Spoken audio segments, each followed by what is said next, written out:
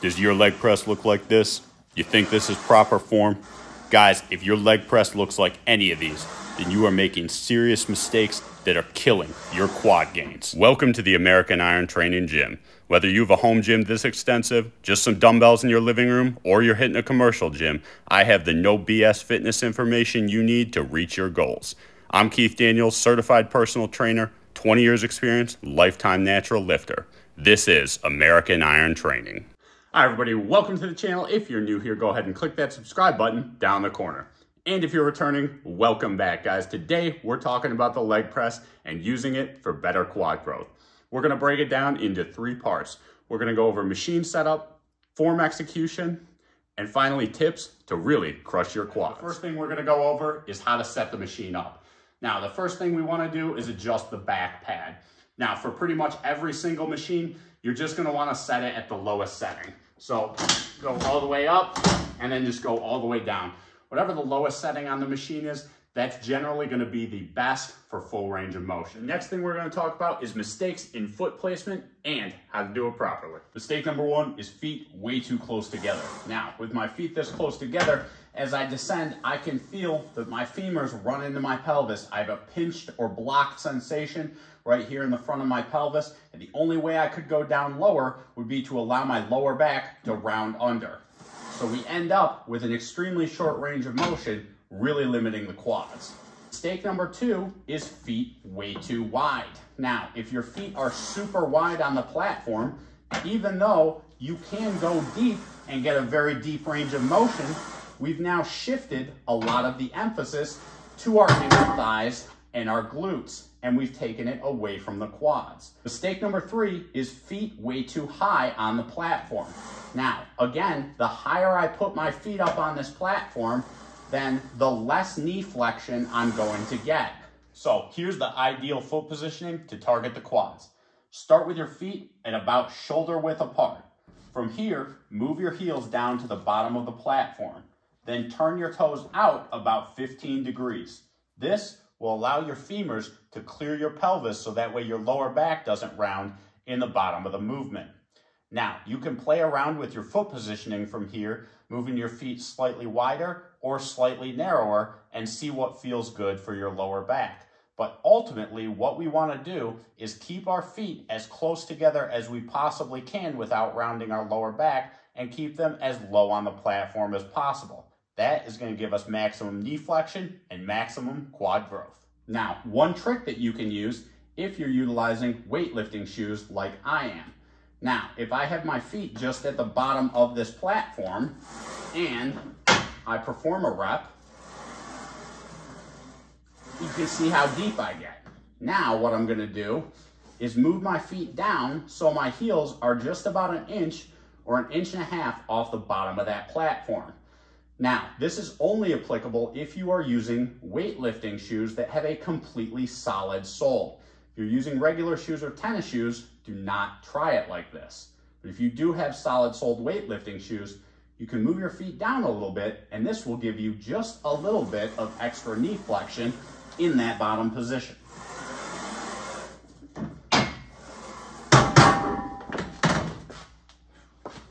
All right, guys. Now that we have our feet in position, we're ready to execute the movement. Now, unlike a squat where you're unlocking at the knee and hip joints simultaneously, in a leg press, we're first going to unlock at the knees to allow them to travel over our toes and then unlock at the hips to finish the movement. So, press the slide up off of the pins, unlock the safeties. From here, unlock it at your knees and let your knees start traveling forward over your toes. As you come down, unlock at the hips all the way down and press back up to full extension. A couple more points on execution. Now, as you'll see in my sets, once I start, I do not stop. The muscle needs time under tension to grow, and anytime you stop at the top and rest, you're essentially starting the set over, taking all that tension off the muscle. The next point is on range of motion. You should be going through the complete range of motion on every rep, and that means locking out at the knees and then descending until your calves touch your hamstrings. That is the full range of motion of the quadriceps, and full range of motion is the most important factor in quad growth. Guys, if you've been enjoying this video so far, do me a favor and click that like button so this video can get to more people. Final points on leg press execution. When we press through our feet, we always want to maintain 3 points of contact.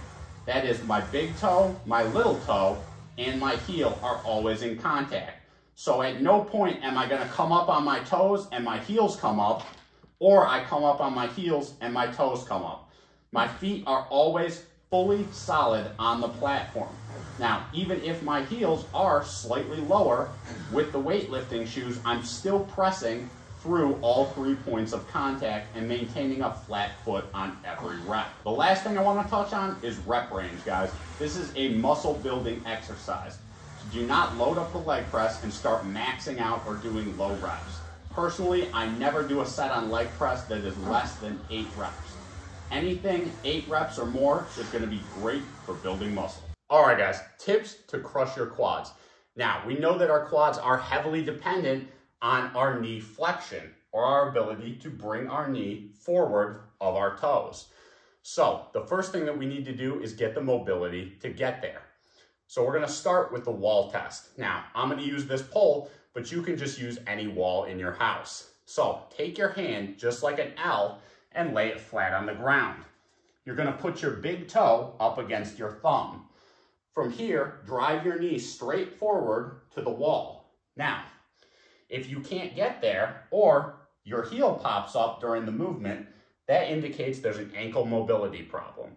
So, if you're bringing your knee forward and you feel a tightness in the back of your leg, that means that your calves are too tight. An easy way to do that is just to do what I do on my leg press warm-ups. During every warm-up set, during the rest break, I just use the leg press machine and do 8 to 10 calf raises. Really just concentrating on the stretch at the bottom, letting it stretch for 1 to 2 full seconds.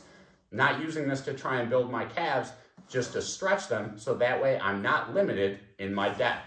Now, if you're bringing your knee forward and you feel a pinching or block sensation in the front of your foot, that's going to indicate that your talus bone is immobile. Now, the talus bone controls our forward knee movement. There's an easy mobilization with a 1/2 inch band.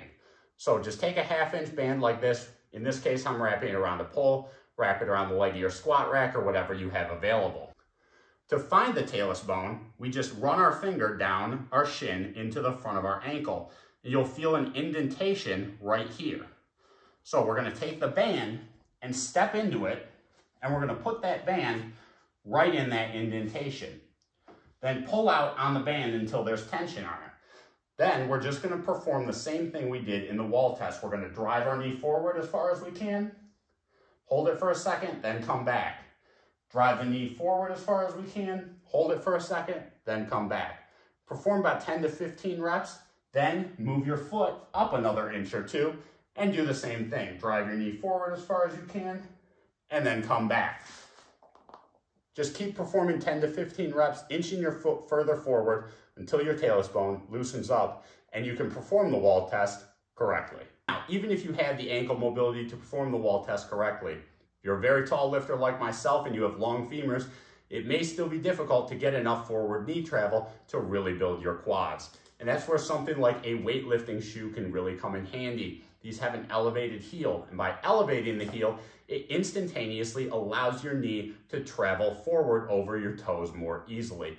So guys, if you're still having problems with ankle mobility, check out some weightlifting shoes. Guys, if you want to support this channel, head over to AmericanIronTraining.com, pick up workout programs and awesome workout apparel. Guys, I appreciate everybody who's been watching, liking, subscribing, commenting. Thank you guys for all your support. I appreciate it.